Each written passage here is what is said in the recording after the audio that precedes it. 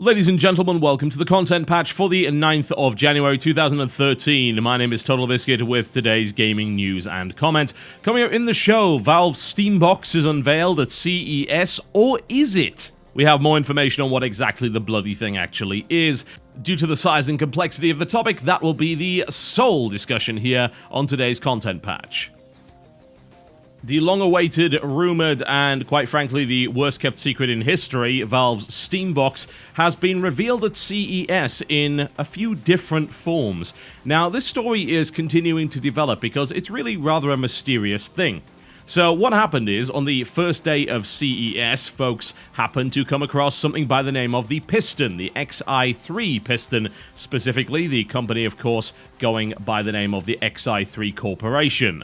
Valve and XI3 announced that Valve had actually invested in the company XI3 and that they were working towards making a mini PC codenamed the Piston, and this thing was actually on display, and indeed it is actually so small that it can fit in the palm of a fairly large man's hand. It also confirmed the rumors that the Steambox would be a modular-based computing system with the ability to more easily swap out parts, and indeed the Piston consists of 3 separate stacked boards that can be removed, swapped around, and so on and so forth. The actual specs of the Steambox have not been revealed as of yet, but in an interview with Polygon, XI3 claimed that the Steambox would have similar specs to its X7A model, which is currently on the market. That's a $1,000 mini PC, which has a quad-core processor, runs on an integrated graphics system, and has between 4 and 8 gigabytes of RAM, as well as more ports than you can really shake a stick at, surprisingly enough, covering the entire back of the actual unit.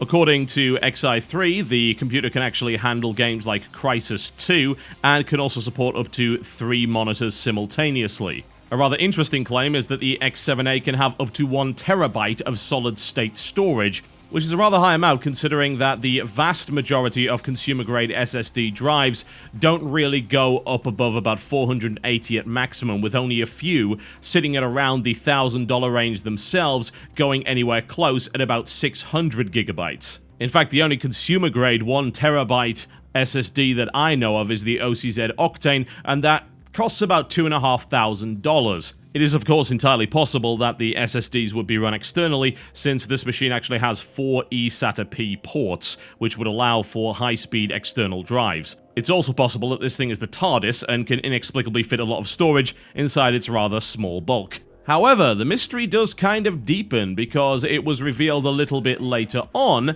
that this is in fact only one of several prototypes for the so-called Steambox, and that Valve will be showcasing multiple custom hardware prototypes for the device. It would appear that we may see more prototypes of the Steambox as CES continues to roll along. Currently, the XI3 piston is the only thing to be revealed. However, the plot deepens further because it would appear that the Steambox itself is not a specific piece of hardware, but it is in fact a concept. In an interview with The Verge, Gabe Newell went on to talk about the strategy for the Steambox, claiming that it was actually more of a tiered hardware solution, and the way to think about it was in terms of good, better, or best, with good being a low-cost streaming solution such as Miracast and Grid, with better being a dedicated CPU and GPU box, and the best being a much meatier system. Gabe also went on to talk a little bit about the statement that he made a while ago on the subject of it being a very controlled environment. He claims that they will come out with their own Steambox and sell that to consumers by themselves, and that will be a Linux box, but you are able to install Windows upon it if you so desire. It is not some locked box by any stretch of the imagination, he says, and we also think that a controller that has higher precision and lower latency is another interesting thing to have.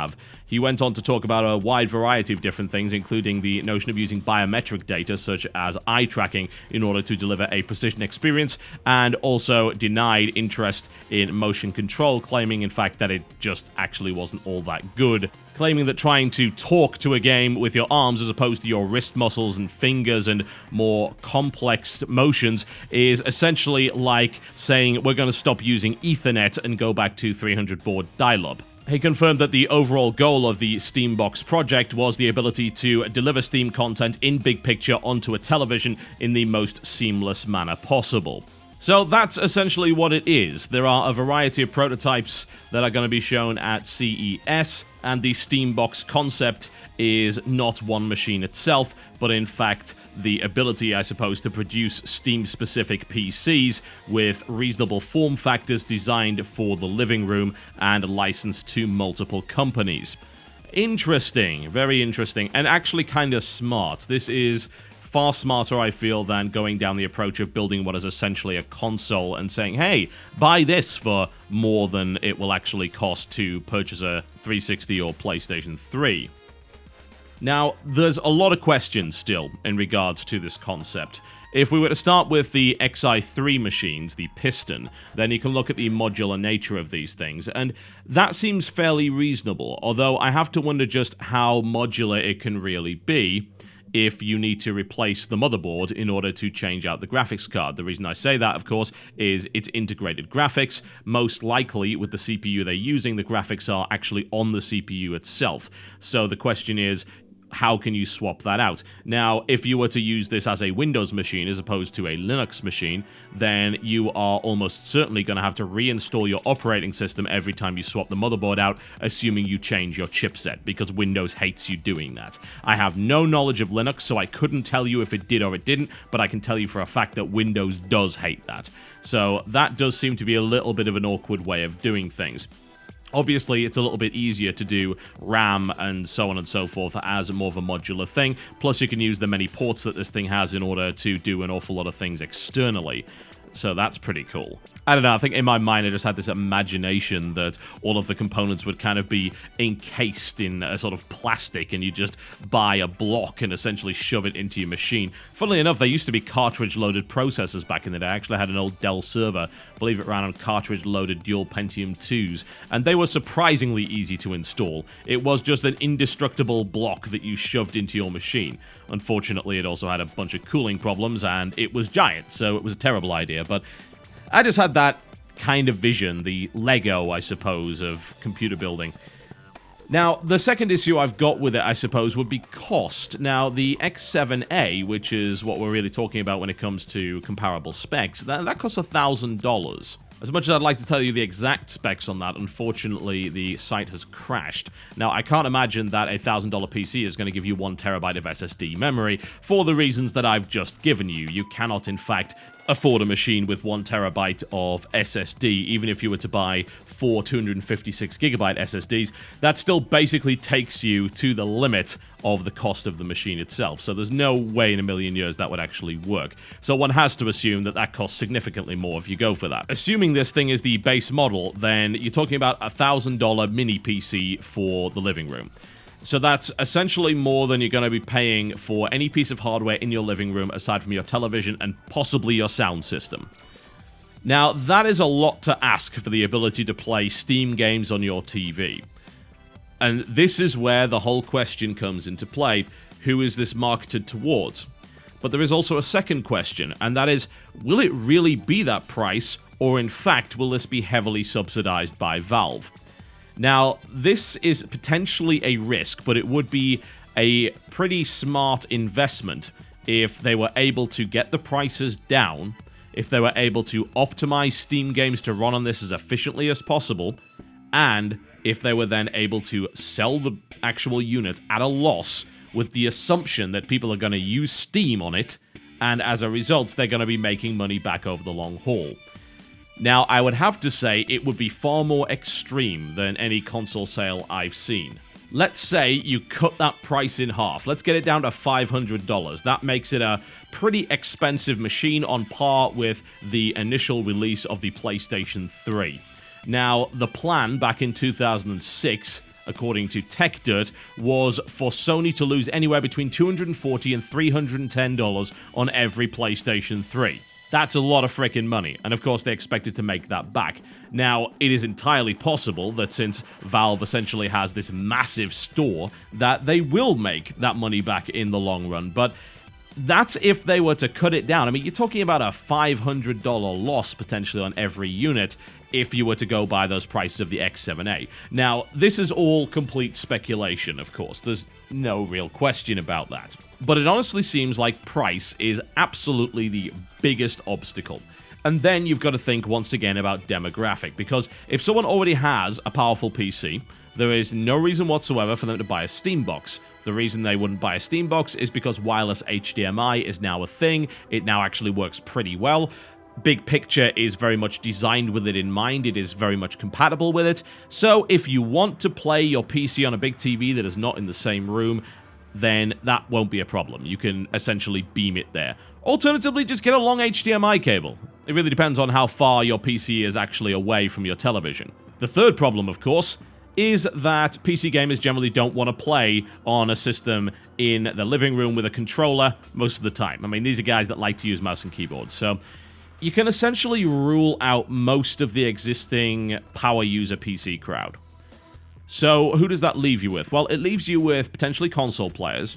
Now the question is, can you convince a console player to buy into something like this?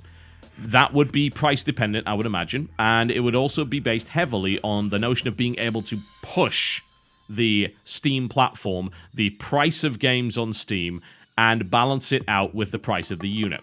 So if you can promise that this thing is going to show great graphics, it's going to also allow you to buy games at a discounted rate versus what you would purchase on a current generation console, then you may possibly have a market there. But once again, you're going to have to take a pretty big risk on the notion that people are going to buy a lot from the Steam store, so you're going to make the money back that you would otherwise lose on this. It seems very unlikely that Valve would be selling this at cost or at profit. It's not impossible, but if they did, then once again, they are very much restricting their audience. Bear in mind that form factor costs money. Something this small is less powerful than something larger. Now, in the interview with Polygon, Gabe very much stated that form factor was a very important element of the Steambox. I honestly have to wonder why. I mean, I'm looking at the piston here, and I'm seeing something that is many times smaller than a PlayStation 3 or a 360, and those will happily sit in the living room of the average consumer. They don't really have a problem with that, because honestly, in your living room, space isn't actually at a premium. You can very easily just shove the thing on the floor, underneath the television, in the cabinet, whatever. It's actually not that important. So I'm kind of surprised that they would go so small in the form factor, because the smaller it gets, the more expensive the bloody thing actually is, right? Now, it does, of course, introduce the notion of portability, but at $1,000 you can actually get a reasonable laptop that will actually perform just as well as this thing, and arguably better. So I do have my doubts about that very specific unit. What I don't have doubts about is the notion of Steambox being a brand that is licensed out to different companies, being something that adheres to a certain set of standards but can be built by a wide variety of different people. Now that is actually kind of smart. Funnily enough, it's a pretty old concept as well. There were times when it was possible to build different versions of a console, for instance. I'm thinking of how many Pong machines there were. Hell, even the Philips CDI had multiple versions created by different manufacturers. It's a concept that's very much died out recently because consoles are developed at great cost by certain companies, the first-party developer, and they're not licensed out to other companies, as you might imagine, because it doesn't really make a lot of sense for them to do that. Control over the hardware is paramount, but of course, Valve doesn't really care about that. Valve wants Steam on as many PCs as possible, and it wants those PCs to be gaming capable. Essentially, my theory here is that the Steambox is not a form factor of PC, it is not a console, it is not a gaming machine, it's an arms race.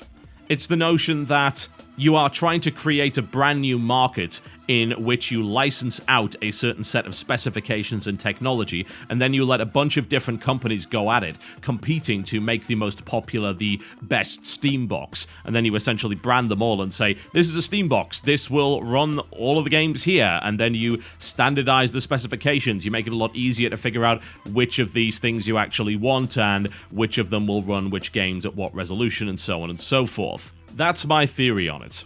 It very much is just a theory.